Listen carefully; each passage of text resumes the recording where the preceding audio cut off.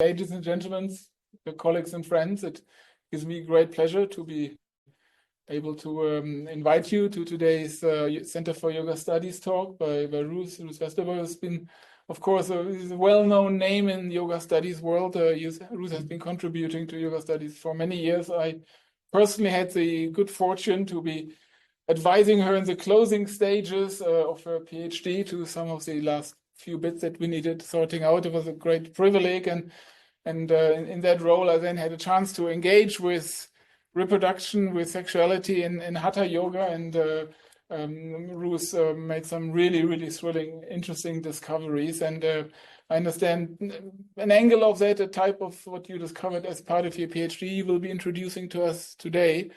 I asked Ruth to stick to the time. It's important that we maintain disciplines in our talk, however fascinating. So without further ado, I'd like to hand over the microphone to Ruth, and please start your talk. Great. Thank you very much, Ulrich, for your introduction. Thank you for your help. And the final stages of the PhD, you were lightning fast at your reading and turnaround. So I appreciated that very much.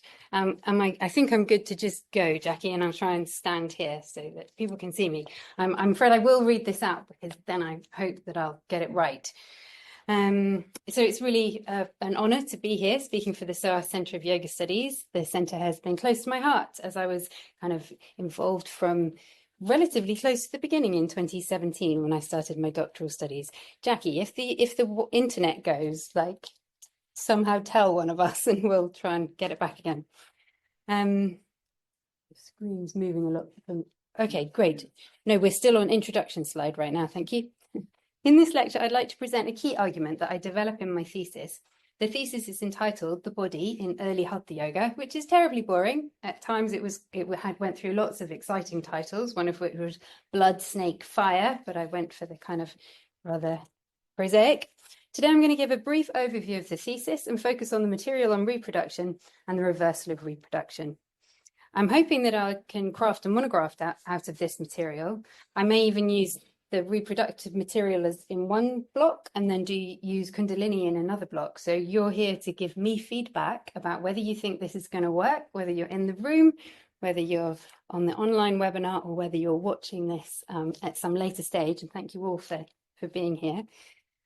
I don't think there are any meta-narratives that adequately capture the heterogeneity of the Hatha corpus, but I am intrigued by the idea of the reversal of reproduction as a potential antinatalist master paradigm. I think it comes quite close to being a meta-narrative, but again, I want you to be the judge of that and tell me whether you think this works. Okay, Jackie, can we have the Lopamudra slide? In the Rig Veda, sexual fluids are presented in zero-sum terms, procreative or liberative. In this Rig Vedic hymn, Lopamudra persuades her ascetic husband to engage in procreative sex. He then drinks soma to replace the, to quote Wendy Doniger, protean fluid that, in its human form, has just been sucked from him, end quote. The ascetic versus procreative dialectic also frames the erotic play of Shiva and Parvati, with the erotic ascetic, again to use Doniger's term, refusing to release his seed.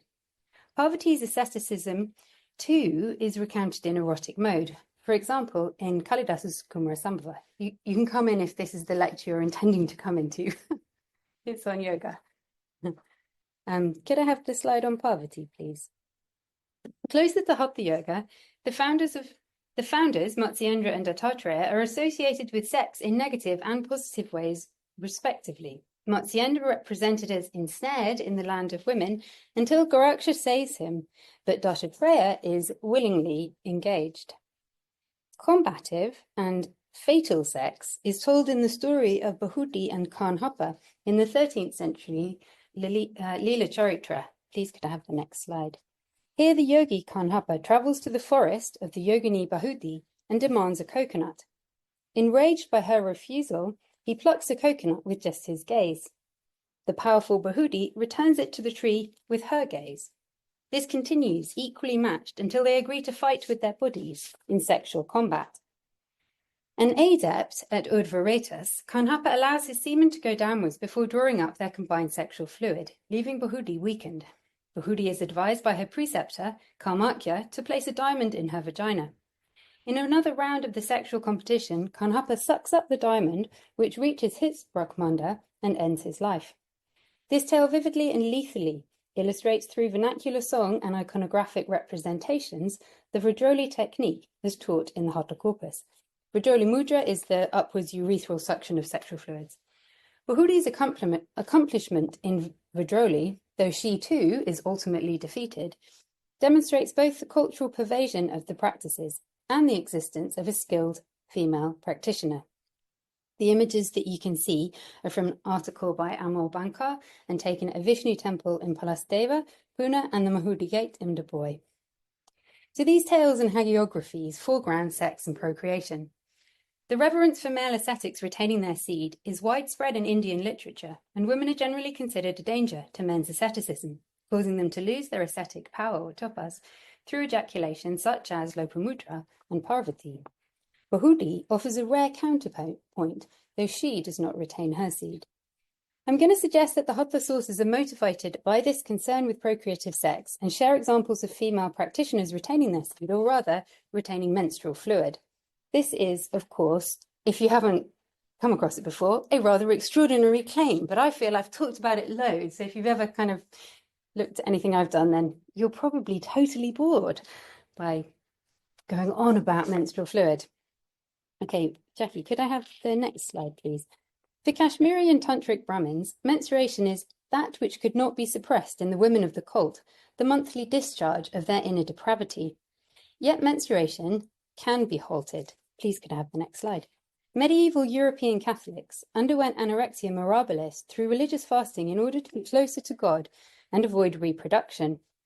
Chinese practitioners of Nudan, female-oriented in alchemy, halted menstruation as a precursor to attaining a prepubescent male body.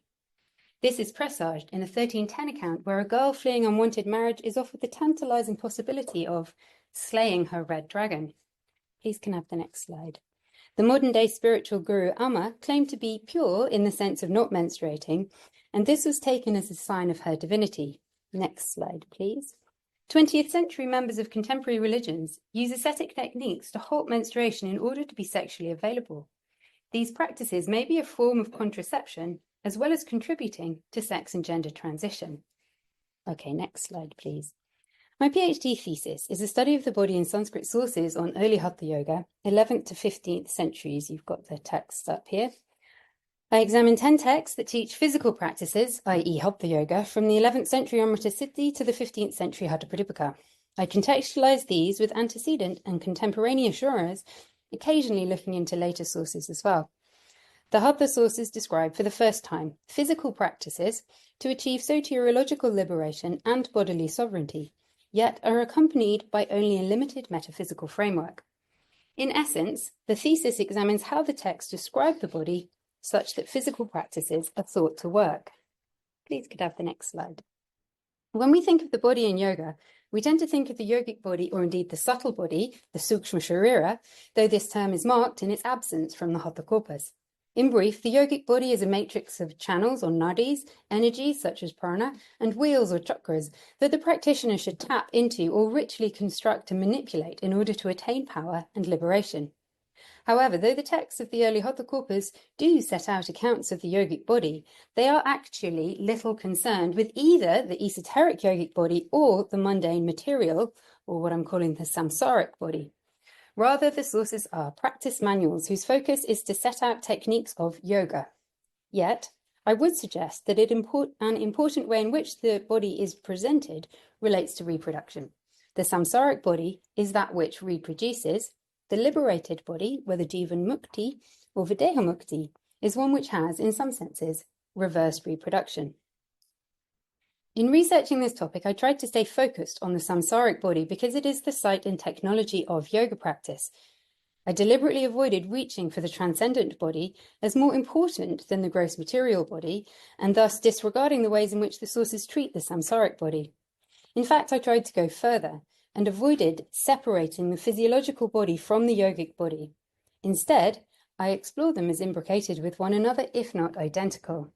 This focus on the materiality of the body immediately brings to the fore questions of gender and affect, or sex and sexuality. Furthermore, it foregrounds findings that are relevant for this world rather than beyond, i.e. social rather than soteriological outcomes. Could you change slides, please? I've put up the table of contents. I'm going to briefly talk you through the overall thesis before focusing on the reproduction sections. So I organised the thesis around 3 models of the body. First, the aesthetic paradigm of baking the body in the fire of yoga or Parka. Second, conception and embryology, Bindu and Rajas. And third, the affective arousing processes and materiality of Kundalini. I use these models alongside an analysis of the governing principles of the samsaric body that are reversed through yoga to frame a discussion of the source's heterogeneous descriptions of yoga and the body. It's very small, you can't see that at all. The introduction situates this project within current scholarship and argues against what I perceive as philology's urge towards reconstructing an or text. I extend this urge towards an often single-authored or text to an urge towards a unified theory of an or body, and because I don't think that the sources represent that at all. So in chapter 1, the matter of the body, I set out how the sources articulate the body. I identify the principles underlying these descriptions, and these overarching principles are micro-macrocosmic homology, where the body is the same as the cosmos, and the samsaric body as defined by a downward energetic flow that results in depletion and death. These principles are expressed within an approach that is prosaic towards pleasure, neither moralizing nor eroticizing. These principles inform the models of Parka, Rajas, and Kundalini that comprise the topics of subsequent chapters. Chapter 2, entitled Begin by Cooking Yourself, analyzes the aesthetic model of baking the body as adapted in the Hatha sources, with its attenuation of the material body. This model has fascinating resonances with the ideas of reproduction because ascetic heating is based somewhat on a gestational paradigm. Chapter 3, entitled Tracing Blood, defines Rajas. The procreative potential of Rajas underlies the practice's social and soteriological significance as a reversal of embryology. Chapter 4 is called I Will Slay Your Red Dragon and analyses the techniques for raising Rajas and contextualizes the injunction to draw Rajas upwards by comparative analysis with Taoist Nudan, Chinese female-oriented inner alchemy, that is systematically developed from the 16th century. The doctrinal commonalities are not attested by intertextual borrowings, but indicate tantalizing similarities in doctrine and practice. Chapter 5 is called Kundalini, the Matter of Emotion, and describes Kundalini according to the Hatha corpus and analyzes the affective register of the description. Kundalini as interior beloved, supplemented by Vajrayana material. In relation to the reproduction theme, I suggest this celebrates sexual affect, but sublimated in interiorized and obviously non-procreative mode. Chapter 6, which almost killed me and I didn't want to keep going by this stage, is called Kundalini Pralayatrix and asks how we should understand the practical deployment of the metaphysical description of Kundalini, such as the coiled eightfold Prakriti and Shakti. Kundalini and the body are both understood as elemental, composed of the tattvas, and the arousing and ascent of Kundalini involutes the tattvas to reverse bodily creation. This chapter situates Kundalini with Shaiva precursors. Kundalini, though paradigmatically distinct from spiritual embryology, yet fulfills a similar purpose: the undoing of the individual through bodily constituents, a function or modality that I term the pralayatrix. So overall, the study focuses on the materiality of the body and its attenuation, and the inversion of physiological processes of sex, conception, and sexuality. Key findings are that the sources articulate a prosaic approach to sex and sexuality that appears to be founded on an anti-procreative stance. This is not denial of pleasure and experience, but acceptance and integration within the yogic process. A thread of power or sovereignty runs throughout. The yogi's body, social, and cosmic sovereignty is such that they attain absolute power over the physiological processes of their own body, accrue power over others, and develop divine powers over the creation and dissolution of the cosmos that I discuss through the Pralayatrix neologism. This contributes a nuanced analysis, I hope, to the connectivities between physical or Hatha yoga and kingly or Raja yoga. So having given an overview, today I'm going to be focusing on the material from chapter 3 and 4 to sketch concepts of reproduction and its reversal.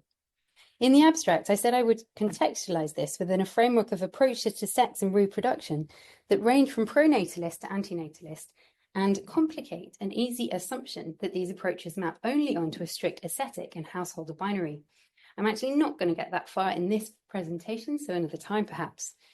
Maybe you could change slides, please. Before I get into the material, though, I would like to do just a tiny bit more of theoretical framing. The thesis studies representations of the body and the implications of bodily practice to draw out social as well as soteriological outcomes. This is true for the bodies of women as well as men. The bodies of women in the Hatha corpus are referenced only in relation to misogynist jokes that turn on their sexual availability and traces of sexual or menstrual blood. My research journey has been to follow the fluids to find female bodies. Barbara Holdridge sets out how feminist scholarship frames and challenges the privileging of male reason over female body, and I'll read out this quotation. The distinction between mind and body, spirit and matter, in its various formulations in Western philosophy, from Plato and Aristotle to Descartes, is a hierarchical and gendered dichotomy. The mind, characterized as the non-material abode of reason and consciousness, is correlated with the male and is relegated to a position of superiority over the body, which is characterized as the material abode of non-rational and appetitive functions and is correlated with the female. Thus, one aspect of the feminist project involves challenging the tyranny of male reason by revisioning the female body and ultimately dismantling the dualisms that sustain asymmetrical relations of power. Holdridge's articulation of female body has been a guiding principle for approaching my materials. Thus, while situated in the hitherto privileged epistemologies of Sanskrit and textual studies, my research nevertheless foregrounds historically objectified aspects of the body, that is, materiality and gender. Many scholars have sought to find the voices of women in different textual genres with greater and lesser degrees of success. What I think is very satisfying about the approach taken here is that by examining the body and the social and soteriological practices that the sources instruct, we can draw findings that are significant for women's bodies without having to invent their voices or their agency. Pursuing the descriptions of the body and the physiological implications of the practices foregrounds bodily and social outcomes for women and men without straining to hear voices that are simply not recorded. Could I have the next slide, please? Okay, I'm going to get on to spiritual embryology and go through some of the detail. As I've mentioned, a key characteristic of the samsaric body is that of depletion and death. On the basis of this principle, the practices of yoga either stop liquids from falling or raise the liquids that would otherwise fall. At times, this is expressed within an embryological discourse which the practitioner is to reverse. The internalization and reversal of real-world physiological reproduction I've termed as spiritual embryology. We can see the importance of the reproductive paradigm in some of the definitions of yoga in the sources. Of course, the term yoga itself refers to both practices and the results of practice, and the definition of yoga given in the Amrita Siddhi is the union of prana and apana and the union of semen or bindu and menstrual blood or rajas. Again, in the Yoga Bija, yoga is the union of prana and apana, rajas and semen or retas, and also sun and moon, the individual and higher cells. In fact, yoga is the union of many opposites. Bindu is semen or the more refined correlate of life essence. Rajas is menstrual blood and female sexual or reproductive fluid. The Bindu Rajas model of the body appears to operate on the basis of a reversal of mundane procreation to effect a reversal of embryology or spiritual embryology. My use of the term is inspired by the practices of Chinese inner alchemy that detail the creation of a golden embryo, which the practitioner gestates for 10 months before giving birth to through the head. Scattered references can be found to concepts of spiritual embryology in literature adjacent to yoga studies. In reference not to the yogic body, but to Freud, Eliade uses the term spiritual embryology in 1963. Gudrian and Gupta use the phrase religious embryology to describe chapter 2 of the Prapanchasara. Faure notes a reference to the old myths of sacred embryology. But as far as I'm aware, no scholar has considered the applicability of this term to the processes of Hatha Yoga. Yes, I see the Hatha sources as setting up a contrast between what I'm calling samsaric procreation and a reversal of reproduction, or spiritual inversion, or of creation, or indeed this spiritual embryology. However, the Hatha sources do not go so far as articulating the creation of an embryo, or even refer to Hiranyagarbha. So you've got here an image of Hiranyagarbha, the golden embryo. the kind of attested historical teacher of yoga. But the yogi who becomes a Jivan Mukta, liberated while alive, becomes in many ways an immortal god. Okay, can I have the next slide, please? Let me go into a little more detail on Rajas, female menstrual blood and sexual fluid. Hatha Yoga emerges from a tantric context in which menses is a vital power substance imbibed in ritual encounters between practitioners, sadhakas, and female consorts and yoginis. Hatha Yoga does not continue practices of ingestion of menses, nor treat the substance with horror, but with, I suggest, pragmatism. In Ayurveda texts, such as the Charaka Samhita, Rajas is the counterpart of male semen, which combines with Bindu to produce the embryo in Charaka Samhita Shrirasthana. There does not appear to be a difference between menstrual and sexual fluid, despite the extensive efforts of Rahul Peter Das to disambiguate the terms within medical literature, and he has a huge book on the topic. Thus, menstrual blood appears, at least at times, to be a procreative substance. The terms for menses are differentiated according to the stage of the menstrual cycle and associated fertility, and according to perceived purity or impurity. Ayurveda sources agree that the first 3 days of the menstrual flow are unsuitable for conception. The following 12 or 16 days are suitable for conception, and a woman is deemed to be in season or ritu, according to Sushruta Samhita and the Ashtanga Sangraha. So moving from medical to legal sources, Triambaka's 18th century Sri Dharma Padati, a compendium summarizing 1,000 years of Dharma Shastra for women, specifies that the period of fertility is not associated with whether the woman is still bleeding or not. For Triambaka, women lose 2 types of blood. Rajas is menstrual flow on the first 3 days of the menstrual cycle, and Rakta is bleeding at any other time. The Hatha sources do not cite particular medical or legal sources, but they do seem to adhere to this generally accepted body of knowledge in relation to Rajas. Some of the Hatha sources refer to Rajas as arising in the bodies of male practitioners, without the need for female practitioners to provide this ritual media, as we, and certainly Tantrikas, might think of it. I believe this points to a non-gender essentialist understanding of the body, or a single-sex model of the body. This suggestion is inspired by the work of Thomas Laqueur, which itself has been criticised from an Asian medical perspective by scholars including Helen King. However, I don't have the time to present my argument for a single-sex model of the body here, but I would be happy to talk about it further. Okay, so I'm just going to give you the data from the primary sources. If you could switch slides, please, Jackie. The 11th century Amrita Siddhi teaches that uniting Rajas and Bindu externally is procreation and leads to death, while internal union makes one a yogi and grants immortality. As we have seen, the Amrita Siddhi defines yoga as union of Bindu and Rajas. This is in a celibate context where Rajas, female seed, is located in men. This complicates an otherwise simple gendered binary of Rajas as menses and sexual fluid in women, and Bindu as semen in men. The text asserts a micro-macrocosmically homologized world and body that is based on a depletion or gravitational paradigm of death.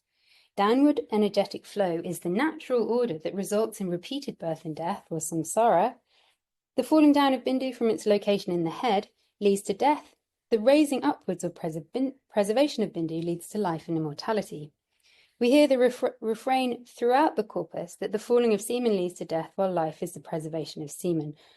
Could you switch slides? So that's Maranam Bindu Patena Divanam Bindu Dharanat. Bindu is defined by the category of gender as twofold. Bija is the male Bindu, and Rajas is produced in women, Sri Samudbhava. I don't think this is a hypocritical attempt to obscure the role of women as providers of ritual media, but as I said, a single-sex model of the body. Bindu is in the head and moves downwards in the body due to felt pleasure. This point about the pleasurable contact, mudha sparsha, that impels Bindu to move downwards suggests the process is instigated by sexual arousal, which has correlates in Vajrayana and Taoist sources, and is also attested in other Hatha sources. In the Amrita Siddhi, Rajas is located in the lower body in the great sacred field in the middle of the yoni and is red as a java flower. Rajas is associated with divinity, as is Bindu, and specifically the goddess. Rajas rests upon the goddess element. I'll run through the other sources a little more quickly. Could you switch slides? As we saw, the Yoga Bija defines yoga as, amongst other dualities, the union of Rajas and Bindu. The Vivekamardana is less clear on the locations of Bindu and Rajas than the Amrita Siddhi.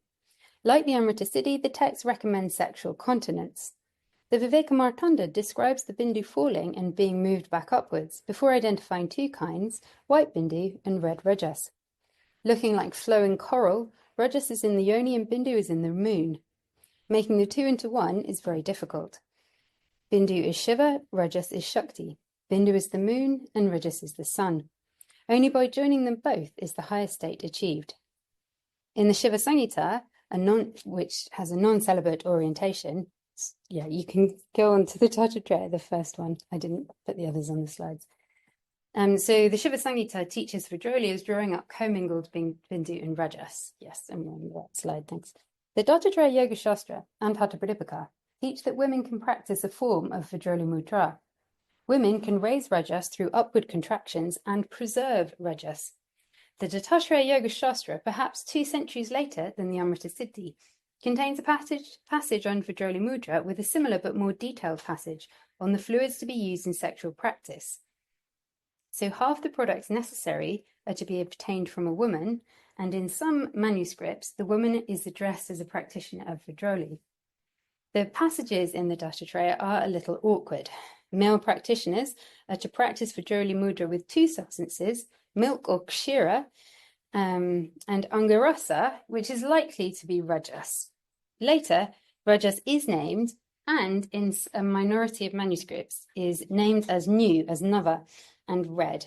It appears in the yonis of women, hence, I would argue, the early portion of the menstrual flow. The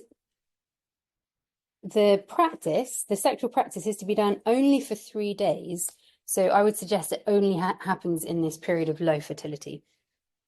Next Dattatreya slide, please. 3 witnesses of the Dattatreya Yoga Shastra contain extraordinary and explicit instructions for women to engage in sexual practice with a man. I understand these practices involving ejaculatory sex, but again, in a period of low fertility. For a woman who practices Vajrayana for the purpose of preserving her Rajas and protects, Rakshet is the term, her Rajas through the practice of Vajrayana, she is a yogini. In instructing the practice of Vajrayana for men, the Dattatreya Yoga Shastra notes that women obtain pleasure while men attain siddhis, or empowerments. Nowhere do the sources discuss whether contraception is an aim of having sex in this way. Hatha Pradipika, please. The Hatha Pradipika is similar to the Dattatreya Yoga Shastra in allowing that women can practice Vajrayana, but it's much less explicit. It gives no further detail on Rajas, but does elaborate on its transmutation. If a woman from skillful practice correctly draws up the Bindu of the man and preserves her own Rajas, she is a yogini. As well as receiving the title yogini, her Rajas is not destroyed and her Bindu becomes internally aroused sound, or nada, within her body. Finally, Bindu and Rajas become one within her own body, and through the yoga practice of Vajrayana, all attainments are bestowed. So we can jump to the Khetri Vidya, please. An outlier in the corpus is an embryological account in Khetri Vidya chapter 2, describing internalized and reversed embryology involving not Bindu and Rajas, but Kundalini, and I just think it's extraordinarily cool, so I have to include it. Elsewhere in the thesis, I analysed this passage in relation to Kundalini as prolatrix, as a modality for the involution of the individual as cosmos. So in this extract, Kundalini appears in a 5-fold embryological reversal, where the constituents of the fetus are enumerated as it develops in the womb. The body of the fetus is produced in the body of the mother by the fall or loss, kshaya, of the father, and all the innate constituents arise by the time the fetus has reached maturity. Kundalini is the first of the 5 innate constituents. Kundalini is described as the primordial Kundalini Shakti. The second constituent is Sushumna, third is the tongue, fourth the palate, and fifth the place of Brahman. Then the yogi inverts this process by raising the first and placing it in the second, and then inserts the third upwards into the fourth. After piercing the fourth, the third should enter the fifth. Thus Kundalini is incorporated in an embryological explanation of Khetri Mudra, where the tongue is inserted into the nasal cavity. Kundalini's role in the Khetri Vidya's inversion of embryology situates her within the reversal of embryology, or antenatalist discourse, or even meta-narrative. So sorry, we're going to stay on this slide. I don't know when I've got another one. So back to Reges. Is Reges procreative? On a modern biomedical understanding, the first flow of menstrual blood is not a procreative substance. Regardless of understandings expressed by Dharmashastra and Ayurveda, sexual activity at this moment is unlikely to lead to reproduction. The social outcome is non-reproductive sex. Okay, so I'm just going to summarize the sources a little bit that I've been through. So while conception could ensue from penetrative ejaculatory sex, we have seen some qualifications as to the stage of the menstrual cycle at which to do these practices. In the Dattatreya Yoga Shastra, the woman's Reges is described as new, and the man is to practice once a day for 3 days, but without penetration until after ejaculation. This would suggest the practice should take place when menstruation has just started. The late Brihat Khichari Prakasha qualifies that the first day's Reges is to be rejected and the practice is to commence on the second. In more orthodox mode, yet, as evidence that the sources are open to discussing the menstrual cycle, the Vasishta Samhita uses the criterion of menstrual cycle to identify when householders should have sex in conformity with brahmacharya. Sex during menstruation, such as in the Dattatreya Yoga Shastra, is unlikely to result in conception. I therefore suggest that the Reges deployed in these contexts is not procreative for samsaric reproduction, but it is a vital soteriological essence for women and men. Okay, so on to slaying the red dragon, amenorrhea. I don't know. Oh yeah, we can go to that slide. The yogini is instructed to preserve or protect Rakshit, her Reges. The techniques for doing so are minimal. All we are told in the Hatha Corpus is that this is done through upward contractions, urdhva akunchana. I think this could amount to stopping menstruation, or otherwise known as amenorrhea. There is not much to go on here, either in terms of the techniques in the sources or the outcome of the practice. And Reges becomes nada, that's kind of all we're told. Okay, so my suggestion that raising Reges could be voluntary amenorrhea is inspired by Chinese female-oriented inner alchemy, or Nudan, which teaches stopping menstruation. This is known as slaying the red dragon and first mentioned as a recourse for avoiding marriage in 1310. However, the literature is not systematically developed until the 16th century, and there are no discernible intertextual borrowings between Nudan and Hatha sources. The Nudan sources are way more systematic than the Hatha. The techniques involve, to quote Elena Velusi, a process of progressive refinement of the female body through meditation, breathing, internal visualizations, and massage techniques with the ultimate goal of attaining physical immortality, end quote. The breasts shrink and menstruation stops, but it can be restarted again. This is not early onset menopause. The techniques for voluntary amenorrhea include contracting within the Chinese sources, as also enjoined within the Hatha sources. After slaying the red dragon, the practitioner follows the same practices as a man to gestate a golden embryo, a golden spirit embryo, and birth it through the head. I've only found one scholar who interprets tantric practice as women retaining their menses, and I'm not surprised that she's a sinologist. Catherine Despert, in discussing Taoist sources, notes, quote, other traditions, in India for instance, also insist on the importance of halting menses in women. The power of a yogi's tantric partner increases as she retains her monthly discharge, end quote. Despert bases this assertion on Dharman's work.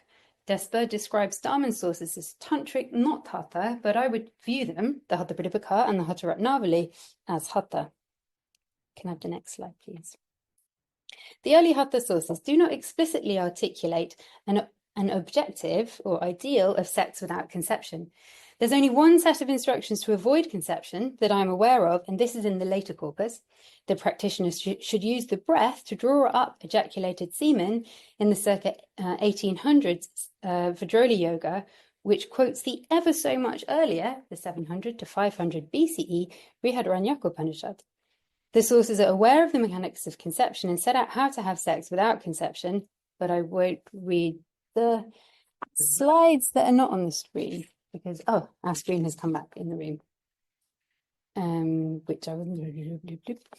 These explicit accounts of sex without conception bookend the less explicit accounts of the early Hatha corpus. We've lost our, got it again.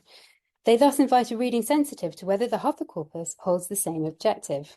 Okay, so I'm going to try and start summarizing and come towards the end. Is there anything I should do to make that come back? Do I just hit it? Is it touchscreen?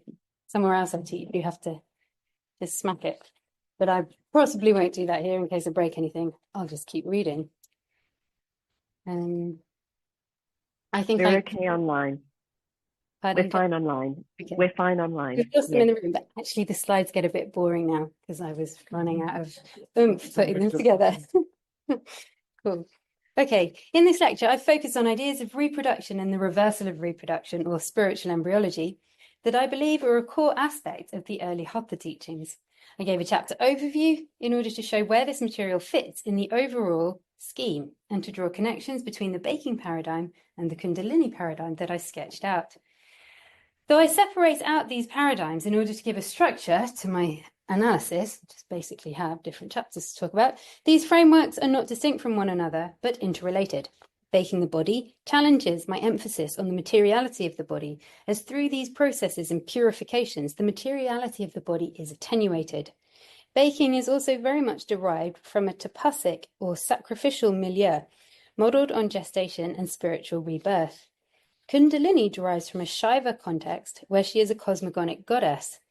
A separate argument that I make in the thesis, on the basis of how the sources articulate her material nature, Kundalini is not entirely experiential, but also implicated in a reversal of cosmology and biology, where body and cosmos are the same nature and dissolved.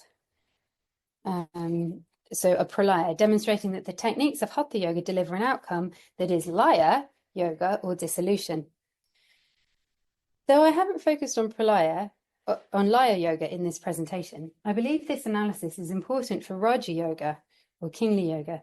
My main objective in this lecture has been to sketch the material on Rajas and suggest that through following traces of menstrual blood, we find tangible social consequences for women as well as men who may have carried out these practices. Raja Yoga is about sovereignty, and we can see how these practices might deliver sovereignty in sexual activity, i.e. non-reproductive outcomes.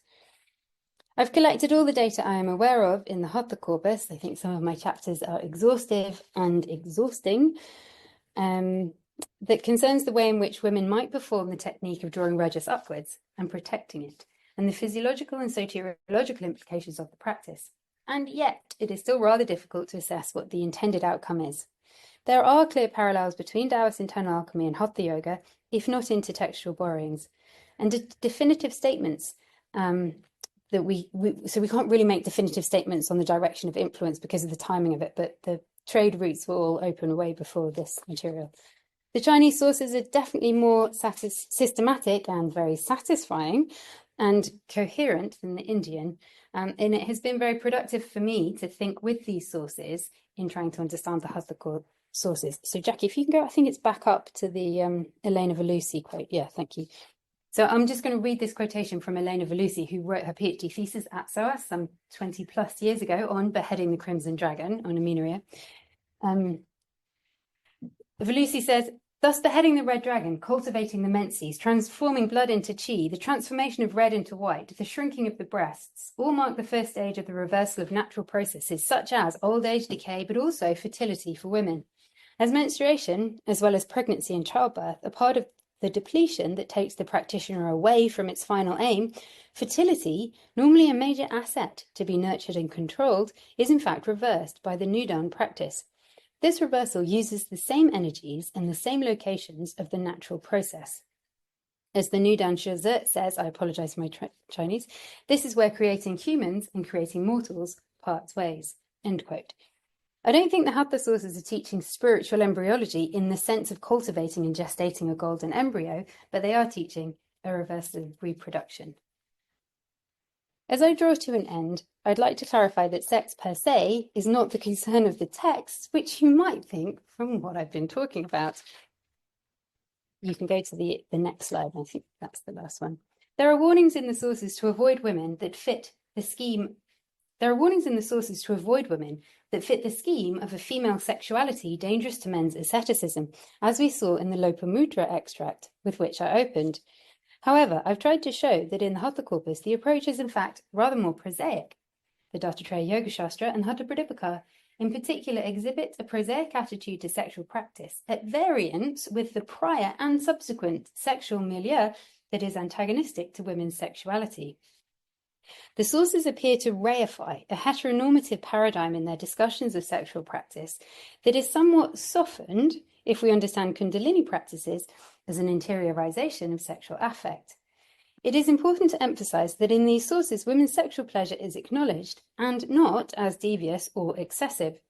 Women's sexuality is not identified as a justification for sexual practice, yet soteriological success is accorded while pleasure has been enjoyed. The Hatha texts manage what no others do, to have and act on sexual desire, but in a way that does not squander spiritual or even sovereign power. This fits neatly with the argument of Raja Yoga as sovereign sexuality. This offers a radical possibility that the preservation of rajas, whether permanent or temporary amenorrhea, offers women the possibility of non-procreative, pleasurable sex. This has ramifications for female sexual and social sovereignty. Maybe she slays her own dragon and controls her own contraception. A danger attends focusing on the sexual and social outcomes of the practices, that I give the impression the sources overall promote sex. I privilege accounts of sex and pursue readings that are marginal and tentative at the risk of distorting the rather limited focus on sex in the sources overall.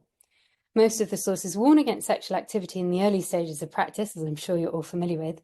A minority of sources describe ritualized sexual activity.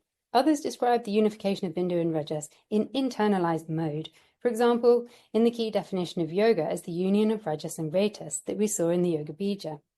It is certainly not my intention to adjudicate on the celibate or otherwise social context of textual production. I've focused on sex and reproduction because it helps clarify the nature of the body and identify material or physiological or embodied implications of yoga practice. I've got a few concluding kind of paragraphs, but you can tell me to stop if appropriate. Though I identified my sources as those which teach hatha or physical yoga, there is a lot to say here about Raja or kingly yoga. There is some debate as to whether we can derive the name of Raja Yoga from the practice of uniting Bindu and Rajas. David Gordon White argues that we can.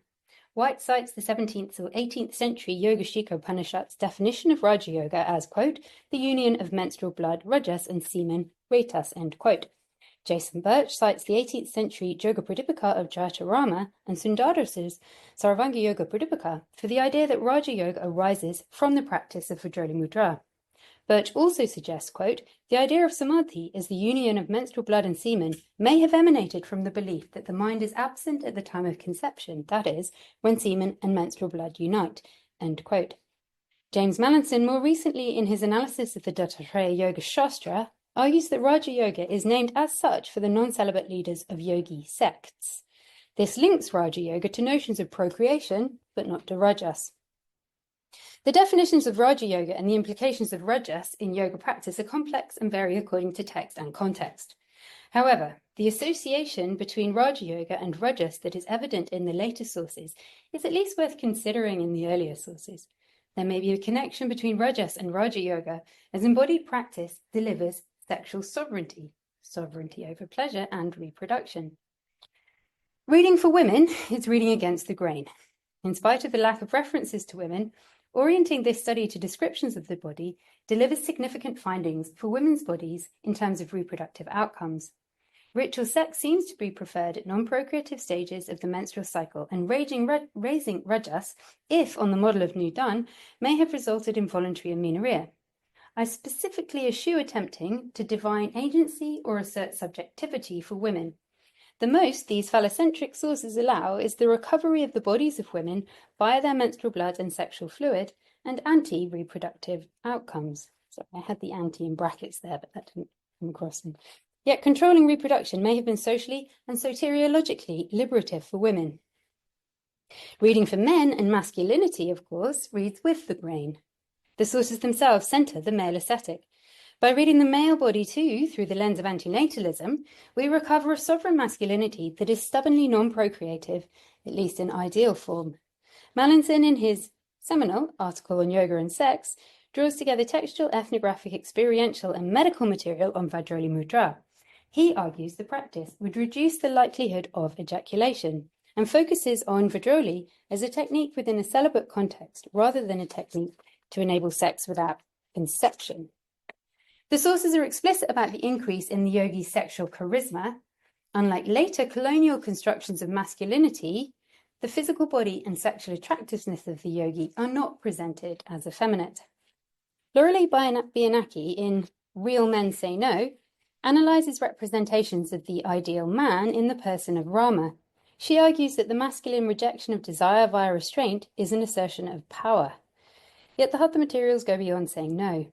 They innovate in detailing the techniques whereby the yogi is established in sovereignty or Raja Yoga while potentially saying yes, whether this is to sex or to celibate sexual affect. Thank you.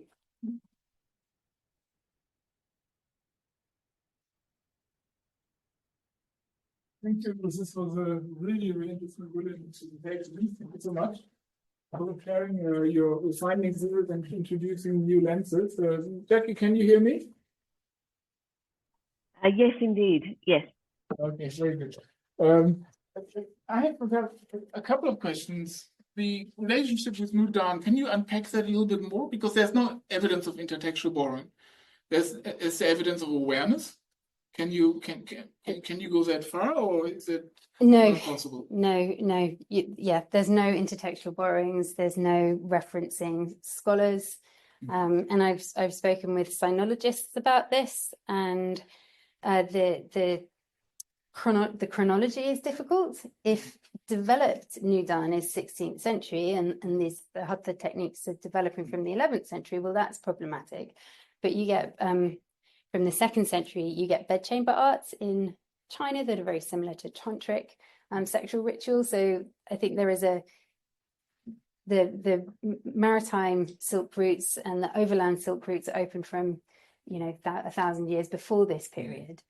You'd have to do kind of back translations from the Chinese and Tibetan, which is complex, and the ideas change as well. Nobody's done that, of course. Okay. Yeah, we had a very cool American Academy of Religions panel kind of discussing this with sinologists and Indianists to try and do this comparative work, but it's methodologically kind of brave brackets foolish because it's really hard to kind of. But I did speak to Piers Salguero about it, and he was he's a scholar working on Asian medicine very broadly, and he was arguing for the kind of sea of practice that sort of underlying the textual accounts. There's a lot going on. It's just kind of making the philologically robust arguments is more difficult. For how many centuries did Nudan continue to develop its ideas? You said 16th century. Was it the developed phase, or is it? Yeah, 16th, 17th. I'm not sure when they finish. Okay. So Nudan is female-oriented inner alchemy, but you get Nedand, non-gender specific oriented inner alchemy from much earlier than that. Fascinating. Thank you so much. Questions from the room? Anybody? I have, yes, please. Thank you, Ruth. That was really great and quite epic research. I was quite interested in the early Hatha texts in regards to practices. So you were talking about menstruation as a means to procreation in your talk. I was wondering if you could speak a bit on, did the early Hatha texts see that inner union towards enlightenment as a physiological process rather than a meditative process, so control of the mind? Was it actually through HRE or Vajrayana that created that transmutation? Yeah, I should probably try and repeat your question for people online who can't hear you. That was Anne Matthew asking, again, always asking brilliant questions. And I don't think I can answer the question. It was around whether, if I've understood you correctly, whether the Hatha sources only understand kind of sexual union as physiological, or whether they also understand it as kind of mental or cerebral. Is that? So it's like a biological or physiological mechanism that happens internally. So the process of enlightenment was based on that kind of physiological union of substances rather than a kind of meditative practice. So is it meditative or a physiological union? Yeah, again, I'm not actually sure. I think my hunch would be towards a kind of physiological union. The Hatha sources obviously privilege physical practices, and where they teach meditative practices, they tend to say it needs to go hand in hand. So like the obvious examples of the Yoga Bija, sort of saying you can't have gnosis without practice, and the Amrita Siddhi, you can't use the mind to cut the mind. You need physical practices as well. But of course, my data is limited by the choices of my data. So I was only choosing texts that teach physical practices. I wasn't choosing texts that privilege Raja Yoga, and so that's a lakkhana. I don't know the answer, and I'm sure there might be people online who could tell us. Thank you very much. Jackie, do you want to take some questions from the room? Yes, at the moment, actually, there's where do we find the thesis, which is, of course, a big one, Ruth, perhaps. Is your thesis online, or should we wait for the book? The thesis is online, but if you've waited for the book, hopefully there would be fewer spelling errors in it. I don't think there are that many. You're welcome to contact me and tell me where the spelling. I repeat one footnote very early on.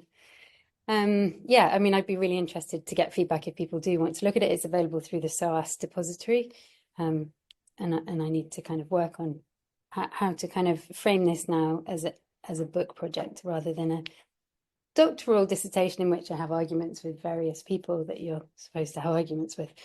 I thought before you asked the question, I thought you was going to say, where is the embryo in this argument? Because there isn't one. It's like in the Chinese sources, there is the golden embryo, and in the Indian sources, there actually isn't a golden embryo. So that's why I kind of sort of hesitate around using the spiritual embryology term, because actually we don't have an embryo. But I was anticipating the difficult question, so I should probably not do that anymore. Thank you, Ruth. I do have a question. Your thesis is phenomenal and a wonderful look at the early sources in a very novel way. So thank you so much. My question relates, because you are a yoga practitioner as well, I'm wondering whether you have seen some of the threads of these ideas manifest in contemporary yoga, and if what you think of those, because I know particularly with Iyengar and Ashtanga, there are aspects of people or female practitioners wanting to either reverse their menstrual cycle through inversions, or limit their menstrual cycle through minimal eating and excessive practice. So just if you had any thoughts to share on that. Thanks. Thank you. So first of all, if you have got any evidence of people doing inversions in order to stop menstruation, please send them my way. I've heard of kind of anecdotal, thank you, yeah, we'll come to you in a sec. I've heard of anecdotal things, but I haven't actually got like evidence of people doing that.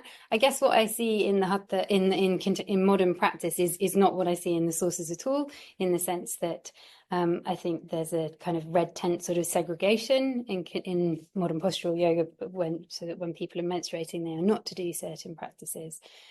And of course, that sort of begs the massive question of whether the Hatha yoga sources were actually orientated towards female practitioners at all. So the Hatha sources do not exclude women from practice. There are no statements saying women should not do these practices, but there are only references to women practicing in relation to sexual techniques. I would argue that the use of that basically the grammar that's used could include women as an intended audience, because the use of the masculine singular optative is used, which is generic. It includes both genders. And then kind of going on with this single sex thing,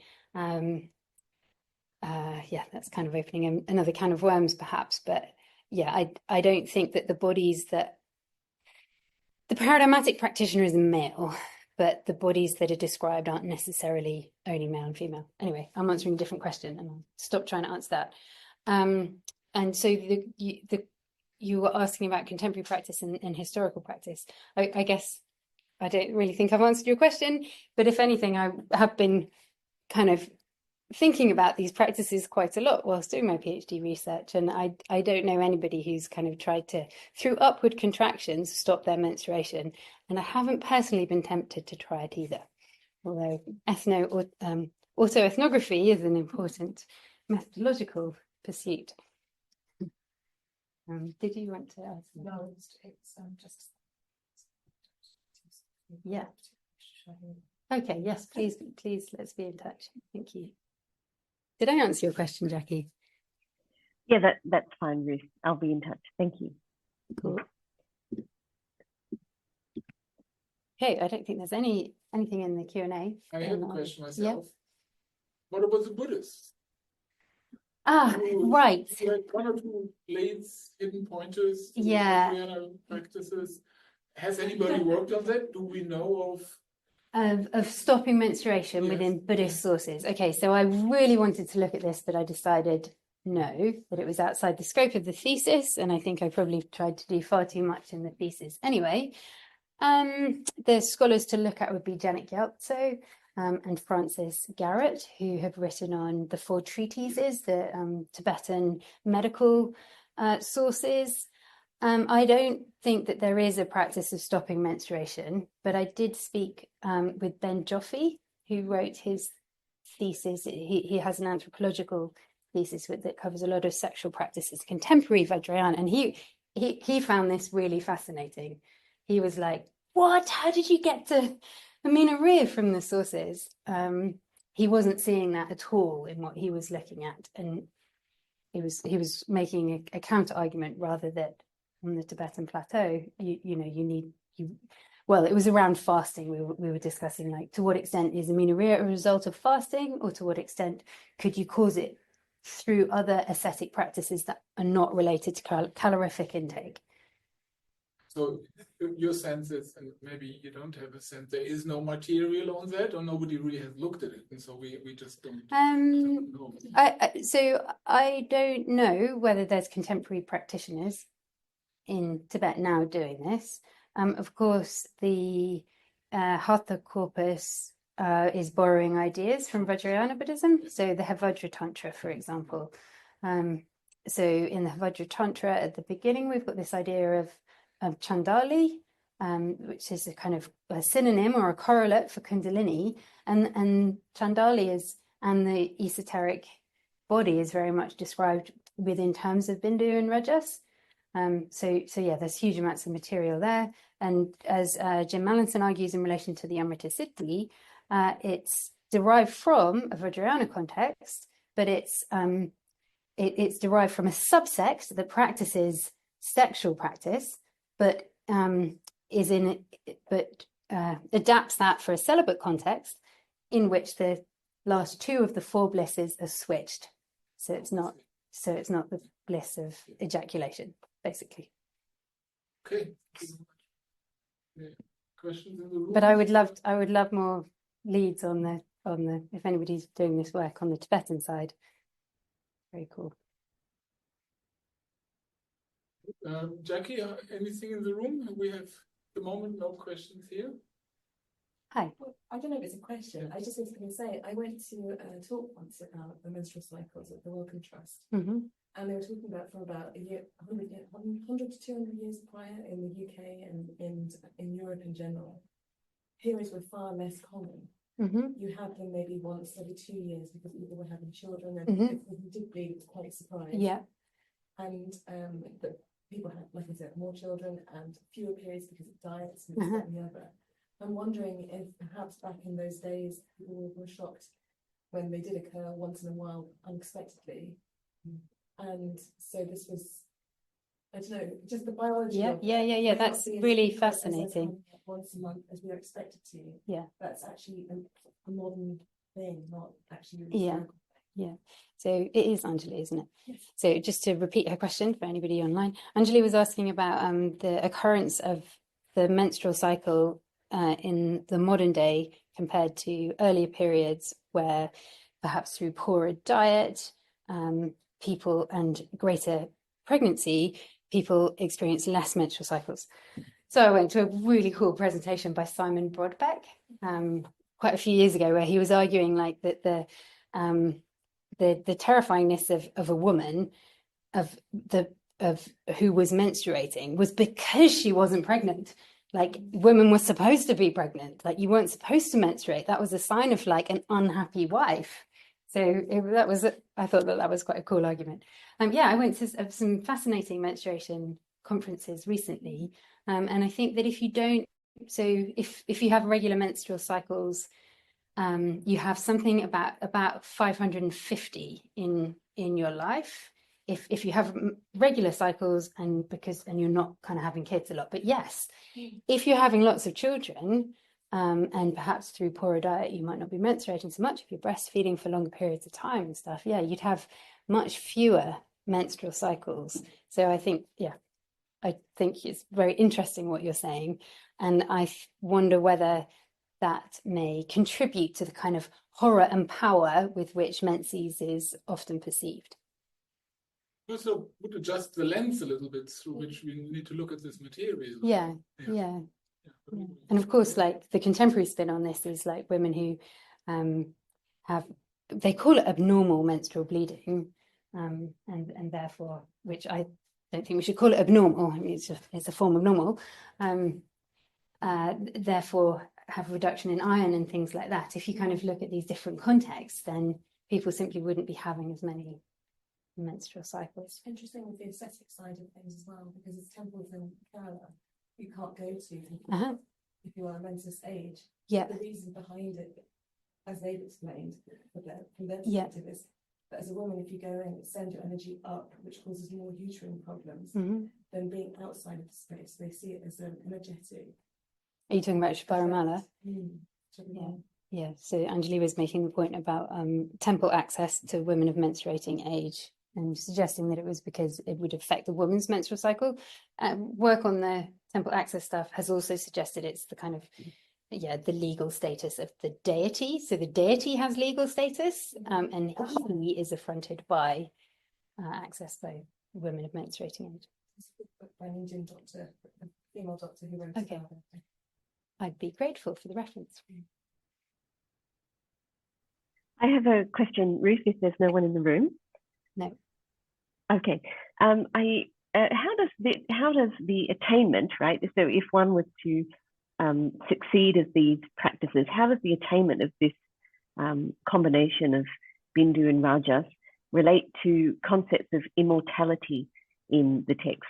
So does the body, does the success of these practices result in a particular type of immortal existence of the physical body, or does the body dissolve, or what sort of happens? Does any of that get communicated in the textual sources? Yeah, thanks for the question. I don't know that the sources differentiate between outcomes related to successful commingling of Bindu and Rajas as opposed to other techniques that are taught in the sources. So the yogi does obviously attain a range of siddhis, of supernatural attainments. I don't think the sources are systematic in the way that they present siddhis. It's not like kind of going up through levels particularly, but it does include, of course, omniscience, omnipotence, becoming equal to God, perhaps becoming superior to deities. If I kind of had to, my hunch would be that it contributes to Jivan Mukti rather than Videha Mukti, like embodied liberation. I mean, I'd have to go back through the sort of specific results that are described in the sources just after the descriptions of these practices. So for a woman who does them, she becomes a yogini. So it's kind of it's almost as if the title is being conferred as a result of the practice, but it doesn't sort of specify that. Kind of she gets this internally aroused sound. She knows the past and the future. And she attains Khetri. She can walk in the air. She attains the powers of flight, which we also have in the Chinese sources. And then in the Dattatreya Yoga Shastra, for example, the practice is described right at the end of the text, just before the Raja Yoga section. So therefore, do you say, well, because it's just before that section, it's saying Raja Yoga arises from these practices? I'd like to say, sort of like narratively and chronologically, that it is linked, but I don't know if we can kind of always say that. Good question. Thank you. Thank you. If there are no further questions in the room and no questions online, then perhaps we take this opportunity to thank Ruth again for her really brilliant talk and very great answers to our questions. I would all like to thank you for coming. We have good turnout today in person. So it was nice to see that online hasn't totally taken over. And Ruth, thank you so much for being with us, for sharing your findings. Really cracking talk. Thank you.